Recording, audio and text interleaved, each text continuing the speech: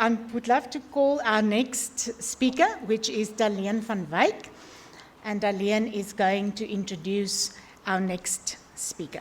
Thank you, Darlene. Yeah, our next presenter is not only an accessibility and inclusive education consultant for advancing inclusive education and development, having worked for years to pave the way and lay the foundation for inclusive education. But she is also a parent to Kwesi Schoeman. It is my honor to introduce Mrs. Marie Schoeman. Welcome and thank you for being here today to share your experience.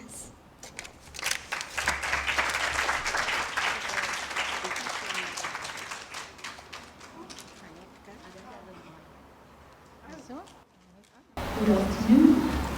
Okay. Thank you. It's a great privilege for me to speak here today. In fact, I am speaking as a private individual for the first time in my life, really. And I can speak my real thoughts. I'm not a government official anymore. My previous boss is here, and I'm sure he's going to give you the government speak. But I am just going to tell you the real story of why we are battling so much to get children with Down syndrome successfully included into the mainstream education system. I went to a conference a few years ago in the UK, and someone told me there that the battle for Down syndrome in the UK is largely won. Very few children with Down syndrome in the UK attend special schools. And that is true for many European countries, in America, in other countries. Down syndrome is the one group that can really be successfully included. And now it's also happening all across Africa. I have had the privilege since my retirement in 2018 to work in several African countries in Eastern Africa. At the moment, I'm very active in South Sudan. There's no question that any child will go to special school. Mostly in countries of Africa, there are very few special schools. So the reality is your choice is either you go to the local school or you are out of school. And therefore, systems are investing a lot into getting mainstream schools inclusive. This is where we started. It's a picture of Kwesi when he was 3 years old. And this is a celebration also of the long road that we've walked with the University of Pretoria, our family, and all the young children with Down syndrome are all now adults. When he was 7 months old, he started with speech therapy early intervention at the faculty, at the university's department, GD's department. And we are so thankful for the speech therapy that he had. I have made it my mission ever since then to ensure that the broadest number of children in South Africa have access to early intervention. At this little specialized preschool, it was called Communico, was started by the Department of Speech Therapy. And they had a language-enriched kind of inclusive program. And they actually taught the young children with Down syndrome to read. So Kwesi could read with these symbols at the age of 4. It was like a miracle because children with Down syndrome have this uncanny ability to read before they can speak, because they have a visual way of processing language, and when they can follow the symbols, they get to string words together and make a sentence. So in fact, Kwesi could read before he could speak. And for that, I'm really thankful for the opportunity that he had. But the journey of Down syndrome and inclusive education, and I can't fit everything in, so I'm just, and it's a bit, it's not very clear, so I'm just going to tell you all about it.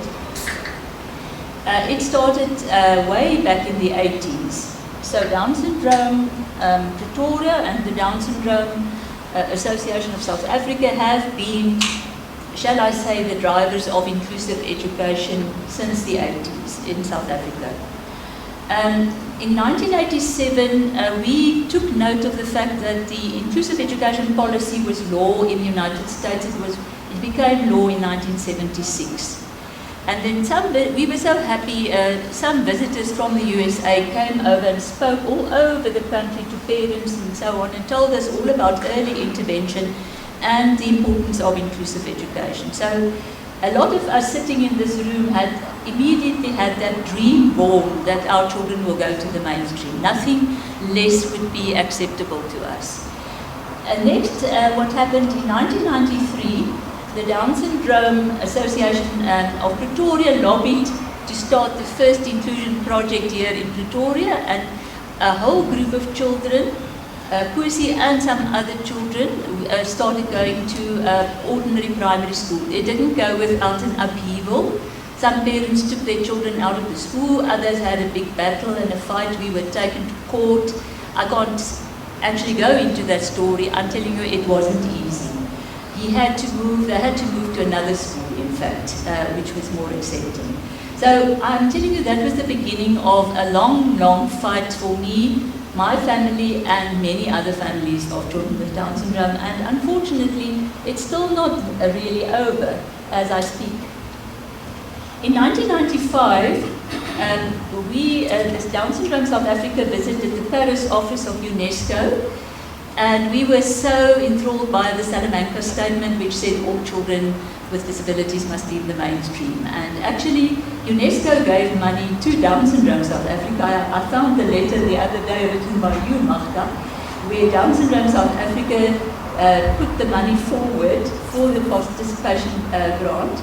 And the South African Federal Council on Disability put together a task team on inclusive education, and out of that task team came a whole lot of work. For instance, the first National Commission on Special Needs in Education, which wrote an inclusive policy, and with the UNESCO money sort of facilitated by Down syndrome, that whole first policy embedded inclusive education. And you know, all of this goes with lots of work, lots of battles.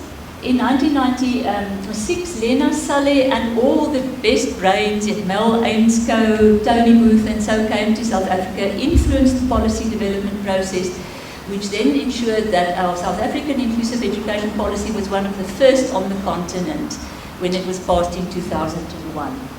And what happened next is the Down Syndrome Association knew that education is a means to go to work. It's the first step towards employment. And Down Syndrome took the next step and started the Intiro project together with the Gauteng Department of Education here in Mamelodi. It was the Intiro project.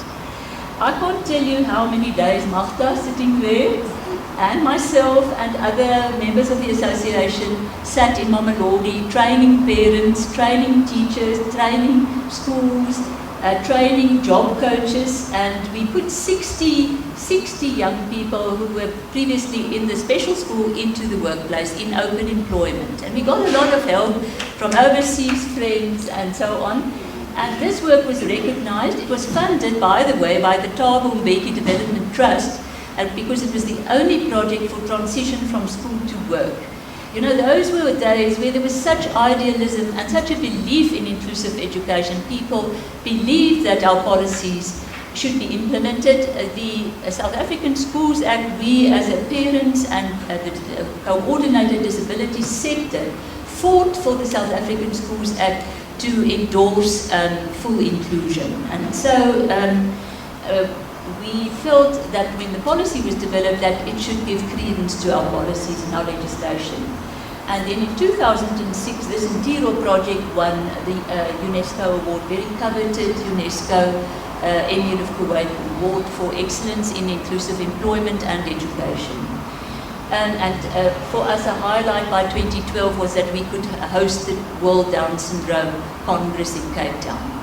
I haven't listed all the other wonderful things, but those few milestones introduced the work of this association over many decades, namely focusing on inclusive education, training teachers, helping, advising, supporting parents, to support their children, and facilitating work and inclusive employment, and acting as a lobby. So those early steps have been taken forward by Ansela and all the wonderful people working selflessly. It's greatly actually volunteer work that associations like this does. Right, last week Paris commemorated the 30 years of the Salamanca Statement. There was a huge conference in Paris, and it was wonderful for me to think about the trajectory that we had come and how we had embedded the Salamanca Statement in South Africa, in our laws and in whatever we believe. And I just wanted to share the last sentence there with you, which is principle number 5, and which I still believe is the answer for education even today. That regular schools with this inclusive orientation are the most effective means of combating discriminatory attitudes, creating welcoming communities, building an inclusive society, and achieving education for all. Moreover, they provide an effective education to the majority of children and improve the efficiency and ultimately the cost effectiveness of the entire education system. And the motto for this year's celebration is every learner matters and matters equally, making education inclusive. And with that was born the belief that teachers who are competent to manage diversity at its widest range, even accommodating children with intellectual disability, makes education better for all children. Because we know in schools as they are now, disability is one component of diversity. There is also children learning in languages which is not their home language. There are children from different cultures. There's very poor children. There are children who have experienced trauma in the house or in the context where they live, and neurodiversity is becoming a big issue in education.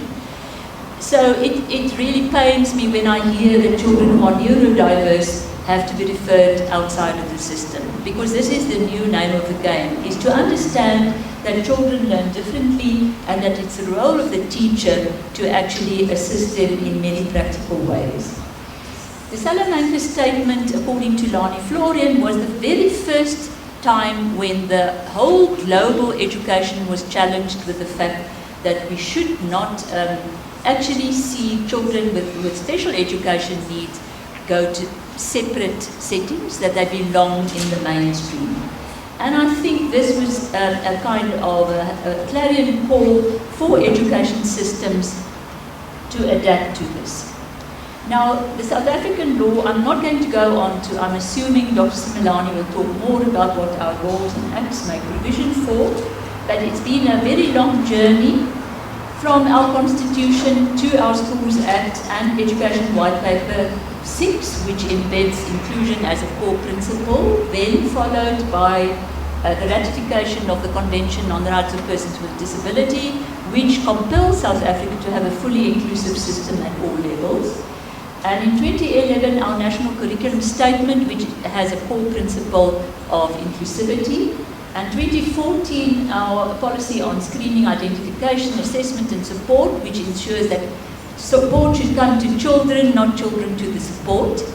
And then in 2014, 2018, the British Council and the EU helped the Department of Higher Education and Basic Education to ensure that all pre-service university teacher training courses have a core component on curriculum differentiation and CS. I know that at UNISA, where we are today, it's embedded in your whole BEd over 4 years. And of all the 24 schools of teacher education in the country are all supposed to train all teachers on inclusive practice. So there is no teacher leaving the school now who can say they have never heard of inclusion and they will not do it, or they cannot do it. Right. And then lastly, the department is going much further now with introducing more practical education, vocational education with the 3-stream model, the ECD, I didn't even list it here, which is going to be assumably fully inclusive. And then we have, and it's very good that ICT is being introduced and regularized within the education system on a big scale. I now wanted to just alert you to one fact, and I think I'm speaking to the parents who have to fight for their rights, that what South Africa has ratified in the convention and is being explained in the General Comment 4 of 2016 is that the CRPD prohibits the exclusion of persons with disabilities from the general education system, including any legislative or regulatory provisions that limit their inclusion on the basis of their impairment or its degree. Therefore, a school cannot say the child is too severely disabled to be allowed here, conditioning the inclusion to the extent of the potential of the individual, and secondly, alleging a disproportionate and undue burden to evade the obligation to provide reasonable accommodation. And I know everyone knows, the school says we're too full, we're too big, the class sizes are too big, we don't have assistants, we can't deal, we've not been trained. So what I'm going to treat you with is a small video on the excuses. See if you can follow this cute thing that was developed by Inclusive Futures. And remember to click in the bottom. And we're back with tonight's Disability Excuses Chart Countdown. Kicking off at number 10, it's the Illogicals with We Don't Have the Skills. Up 3 places this week to 9, it's Too Time Consuming by Human Capacity. Hank and the Hand Washers take the number 8 spot with We Feel It Should Be Left to the Experts. At 7, it's the Lookaways with the soulful ballad It's Not Practical for Our Area of Work. Number 6, a new entry this week from Niche Outlook. We're working on a separate disability program. Holding on at number 5 for another week, there aren't enough people with disabilities here to justify it, by the Black Hole of Data. Up 6 places to number 4, it's Short-Term View with We Can Reach a Greater Number of People This Way. In the number 3 spot this week, This Is Just One Marginalised Group, We Can't Support Everyone, by the Leave No One Behinds. It dipped in the last few weeks, but had a late rally during the COVID-19 pandemic. At number 2, we have It's Not Cost Effective from Vital Crisis. And in the top spot for the 8th week running, it's the YOU Collective with the unstoppable We Don't Do Disability. That's it, folks. We'll be back next week with more ridiculous reasons to exclude 15% of the world's population. Don't miss it. No more excuses. If it's not inclusive, it's not effective. Take the next step. www.inclusivefutures.org. We're back with tonight's disability. They have all the sentences heard by parents in this room. You know, and especially that thing, we're not ready yet, you know, all the system is not functional enough. There are 100 excuses, but in reality 15% of the learner population fall in this category. You can't exclude them. So something has to be done. And I'm going to spend the rest of my presentation on briefly touching on school ethos and on classroom practice. And I can't cover the whole topic, but I'm just going to touch on the things that I think you would be able to identify with. I think the very critical thing is that for inclusion to work, it's not one teacher who does her best and is positive, like you who spoke earlier today in your own class. You have a kind heart, you take a child and off you go. It's about the whole school ethos. You can go on. In our school service or inclusive school guidelines, we as a department, when I was still in the department, wrote that the whole school has to adopt and embrace inclusion. There should be a spirit of teamwork. You can read these sentences when you get the presentation later. It's about, is there teamwork amongst teachers? Is it a team effort to help include a child? Does the school head buy into it? Does the school secretary who answers the phone and tells the mother, no, we don't take children with Down syndrome, has she been part of this whole story? Has it been part of a culture of no name calling, no bullying, some systems in place for children who are struggling rather than this knee-jerk reaction of testing, referring. I had a call from a Professor Richards of the Red Cross Hospital yesterday who says he's so tired of getting children who are on a waiting list to be assessed, children who are neurodiverse, and waiting for a referral to a special place which does not exist. Or if it does, it's so far from their parents' house, they just can't afford it, and parents just giving up and running away. And those who can afford it can come with special provision, make plans, do things, but the bulk of population of this country sometimes just give up. You can go on to the next slide. It cannot work if this ethos of celebrating diversity. You know, we're living in such a competitive society where it's all about the best and the brightest. Who got into the first team? It's about, I even heard the sentence, many of you will bear me out. We can't take this child, the child will pull down the high academic standards of the school. I mean, how dare you as a teacher think that you have the right only to teach clever children or brighter children? And are we saying, we've all heard these wonderful young people today talking about their work. They're not really going to be auditors or chartered accountants or doctors, but don't they have a right to work?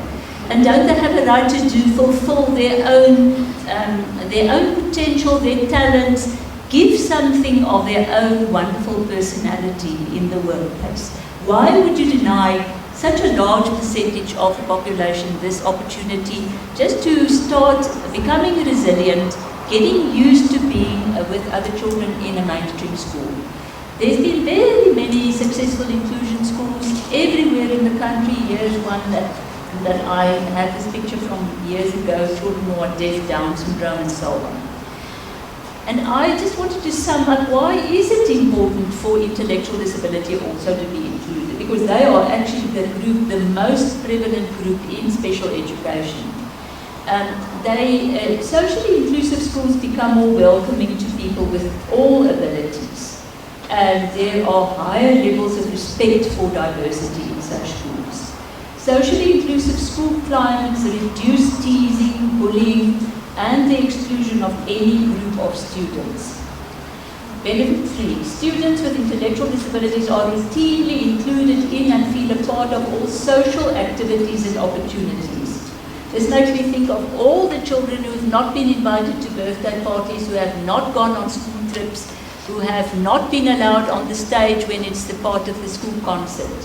Why, I'm asking, why, if they are the ones who are going to enjoy it most?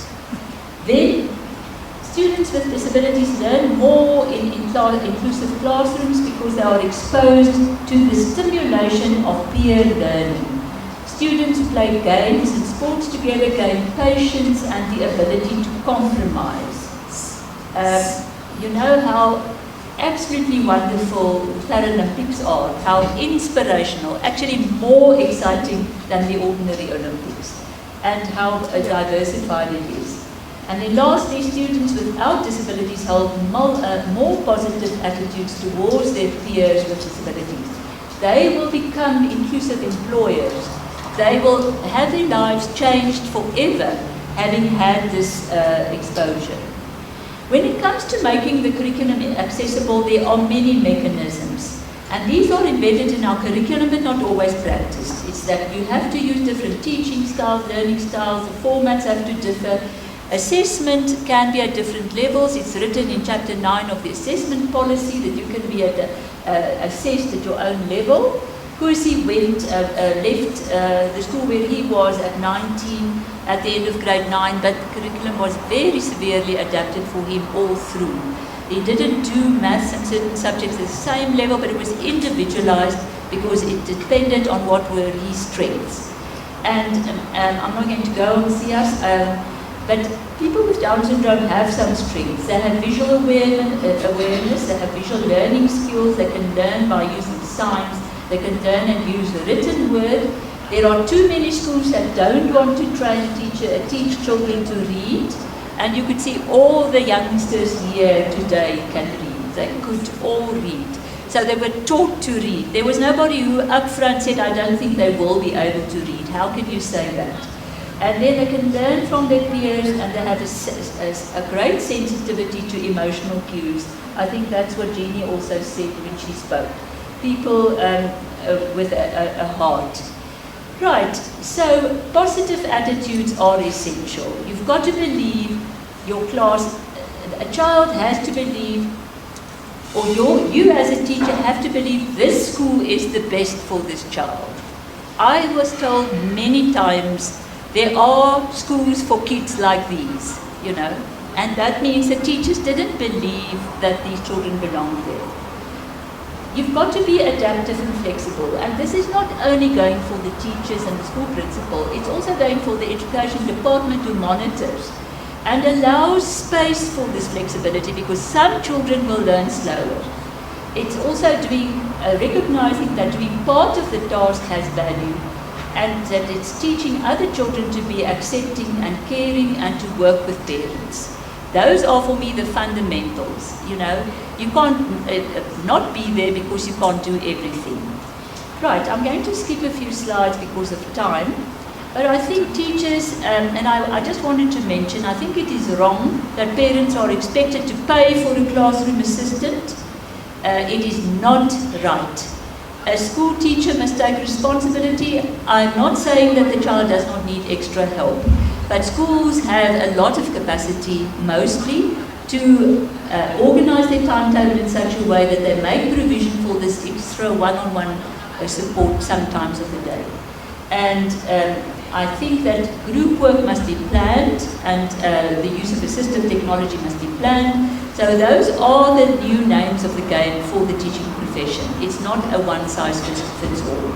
I'm giving you an example of this wonderful book by Gillian Bird on how to help children with Down syndrome. Visual cues, a visual timetable gives order to their day. It's such a really good example of making sense of for them of how their day is going to run, and to be on time, to have the right books, to be resilient, and so on.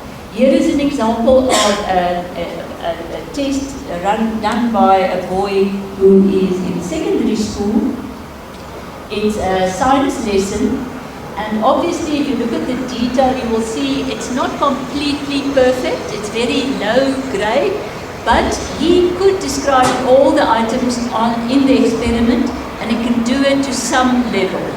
So he might not pass science at grade 9 level, but he can do science up to a certain level. And then I wanted to say the community plays a role. Communities should support parents. Parents feel lonely, they feel ostracized, and the first time that other parents tell them they don't want their child there, they run away and they pull into themselves. So communities must work. Parents are really very critical allies. I know that schools don't think they want the parents there, but with inclusion it cannot work without the parent partnership. And the parent must know what is going on at the school so that they can help the child at home. You can go on. I think you don't have to victim blame parents. Many parents are told, you haven't accepted your child's disability, you have too high expectations, and the more you tell them that's not the case, the less they believe you. But parents really know more, because they read, they battle away, they know their children, and they can offer help for the child at home. Next.